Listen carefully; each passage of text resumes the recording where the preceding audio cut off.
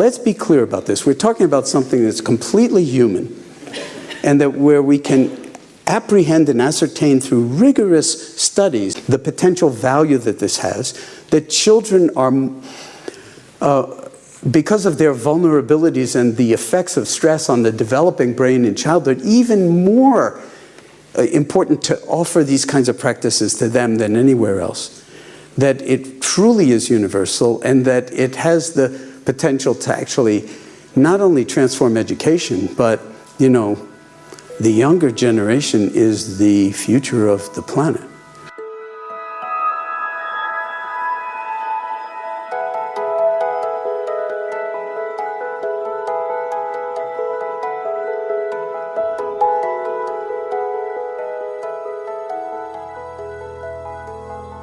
Being next to John's a bit like my 14-year-old son being next to Ronaldo.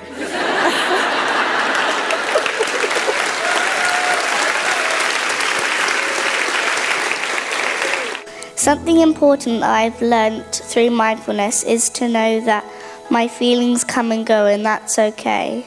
We know that mindfulness is really impacting, as it does with adults, on the mental health of young people. And again, let's hear it for the positive well-being, for the sense of meaning and value in our lives, of a sense of flourishing, a sense of joy and enjoyment. These things go together, they're not one or the other. So we know that in terms of psychosocial impact, this is perhaps the strongest evidence. In an environment where you need to sponge up lots of information in a short space of time, the value of a practice of stopping and noticing is obvious. Taking a tactical .b now and then recalibrates your system and returns you to the task at hand with greater clarity.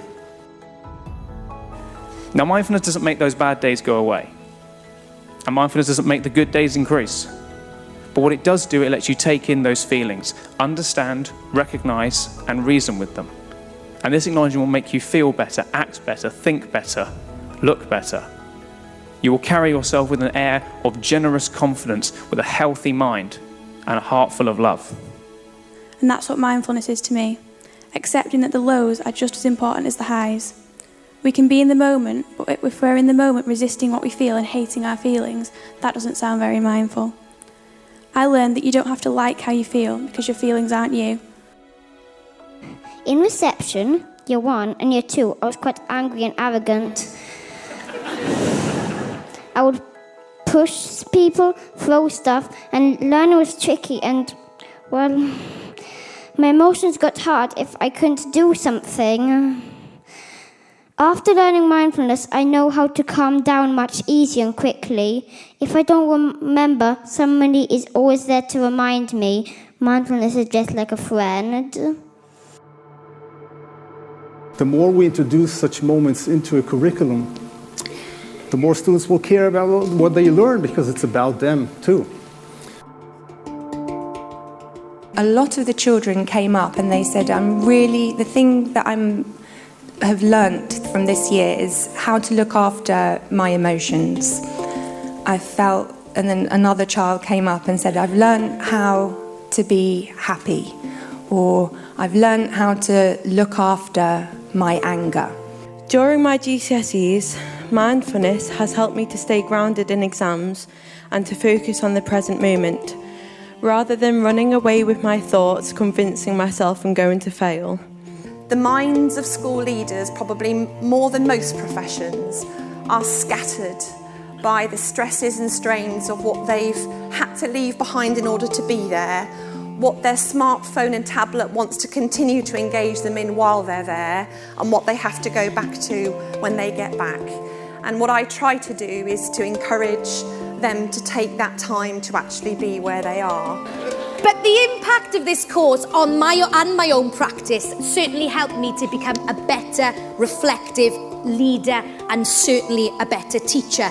And I was able to leave things behind and give my very best to the young people in my school. But if your school already teaches values in some form, perhaps explore what it might mean to do this from a place of stillness, openness. I hope we'll see schools being asked to develop citizens with values, ethics and mindfulness, rather than obliging them to prepare workers for the kind of jobs but soon won't exist. If your mind wanders, don't worry. Just get your attention back on your breath. Normally when I'm in bed and feel anxious, I sit up in bed, breathe slowly into my belly, and that helps too. Many parents voiced to me that they were worried they weren't doing a good enough job. And they were worried that their own stresses and challenges were negatively impacting on their own children. Mindfulness enabled them to begin to explore the possibility of cultivating kindness and compassion towards themselves, which many have found to be truly transformative. As Richard said, 185 MPs over the past 5.5 years, and 500 members of their staff have received training. So we need to empower and talent development of teachers and entrepreneurs and product designers and senior teachers and practitioners who will come from a diversity of backgrounds is really important, because otherwise we'll lose our relevance. And ultimately, mindfulness is a culture, it has relevance when it's expressed in our culture, and we need to reflect and include all parts of our culture. So I began doing mindfulness in year 9 because I had a lot of stress at school because I actually have autism. So again, I think these are really core pieces of this. We've had schools locally who have tried to force it top down, train all their teachers and have all their teachers guide their advisor groups, right?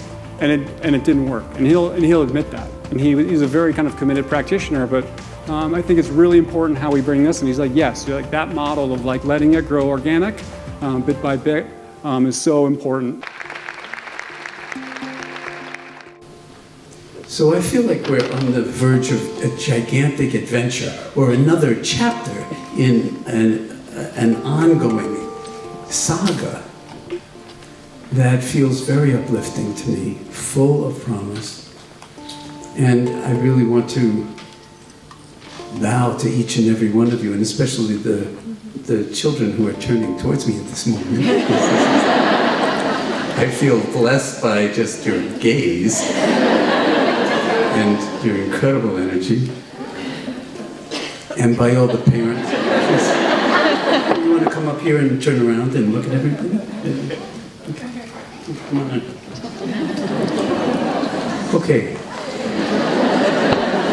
We almost fit. There we go.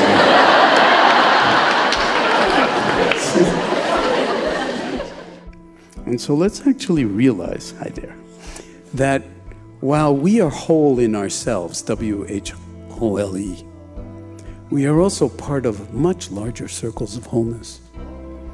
And this entire day has, in some sense, been a recognition and a celebration, as far as I can see, of a kind of deep inspiration, a deep kind of conviction that it is possible to take these, what could be trivialized as ancient meditation practices that have no real relationship to our complex lives and at this time, and realize that there is some kind of lineage here, some kind of gift that is absolutely critical and absolutely universal, and that it's our responsibility to inherit that gift, because otherwise our whole life could go by and we might miss it.